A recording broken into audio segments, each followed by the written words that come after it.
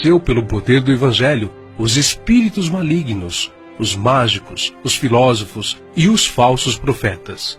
Ele não temia homem algum, grande nem pequeno, nobre nem ignóbil, judeu nem grego, mas ensinava a palavra de Deus com toda a sinceridade, sem respeitar a aparência dos homens, para ser um servo de Cristo. Os seus feitos estão registrados não somente nas Sagradas Escrituras, mas também na história, principalmente na Grécia. Sua jornada entrou na etapa final em Jerusalém, em torno de 60 depois de Cristo. Vítima de inveja, ele foi preso e acusado de violar a lei judaica.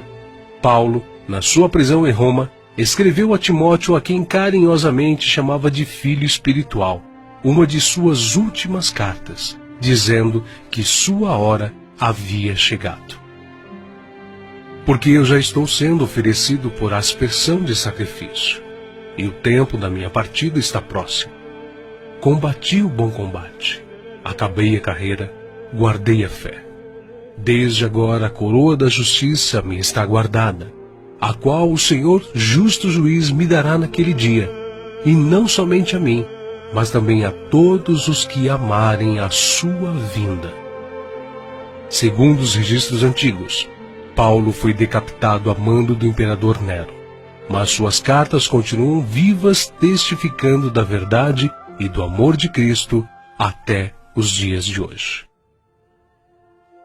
André, irmão de Pedro, pescador e discípulo de João Batista, pregou o Evangelho a muitas nações da Ásia, mas, ao chegar a Acaia, foi preso e crucificado numa cruz em forma de X. Daí, então, a origem do termo de Cruz de Santo André. Bartolomeu tem sido identificado muitas vezes na Bíblia como Natanael. Era natural de Caná da Galileia. Recebeu de Jesus uma palavra edificante. Eis aqui um verdadeiro israelita, em quem não há dolo. Exerceu seu ministério na Anatólia, Etiópia, Armênia, Índia e Mesopotâmia. Foi esfolado vivo e crucificado de cabeça para baixo na Armênia. Tomé, também chamado Dídimo, era nativo da Galileia. Só acreditou na ressurreição de Jesus depois que viu as marcas da crucificação.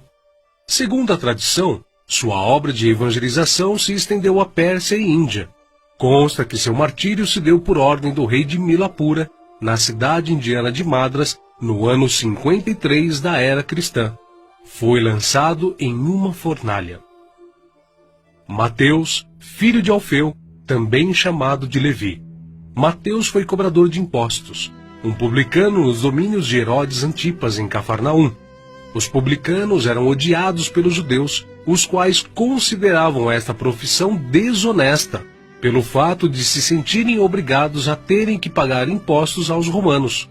Mateus ganhava vida nesta profissão, mas Cristo o encontrou, ordenando-o que o seguisse. Mateus então abandonou seu emprego público, deixando tudo para seguir ao Senhor.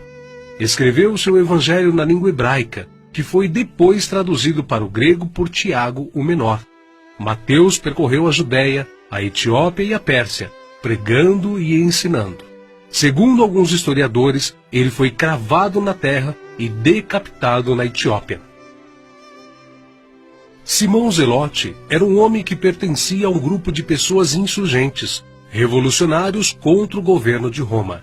Foi crucificado no fim da perseguição iniciada por Nero. Matias foi escolhido pelos apóstolos a preencher a vaga deixada por Judas.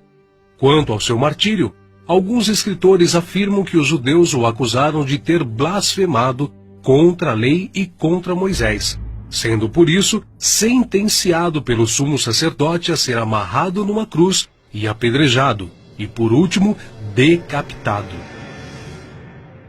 O médico e evangelista Lucas foi autor do evangelho que leva seu nome e do livro de Atos. Viajou com Paulo por vários países. Relata a história que ele foi pendurado em uma oliveira pelos idólatras sacerdotes da Grécia. João, o discípulo amado, era irmão de Tiago e também pescador. Quando Cristo o chamou, ele não hesitou em imediatamente deixar suas redes, o barco e seu pai, junto com seu irmão. Foi com Pedro e Tiago, um dos discípulos mais íntimos do Senhor. Mas, sendo da vontade de Deus que seus filhos cheguem à glória através de muita tribulação e grandes dificuldades, João também não escapou. Foi enviado de Éfeso a Roma, sendo lançado num caldeirão de óleo fervente. Escapou de forma milagrosa e sem dano algum. O imperador Domiciano o enviou depois à ilha de Patmos, local destinado aos piores infratores da sociedade na época, onde recebeu então as visões do Senhor escritas no livro de Apocalipse.